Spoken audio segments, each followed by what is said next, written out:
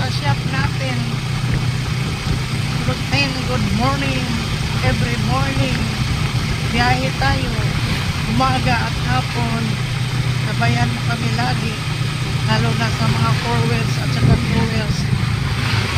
Good morning. Ito na naman ang bihiwang madam. Paki-like, share, subscribe naman po. Lulumet sana. Good morning, Lulumet. Good morning. Kasama ko, asawa ko, yung driver ngayon. Good morning, good morning. Saan lagi kami dumadaan dito? Sa inyo, maulan ba?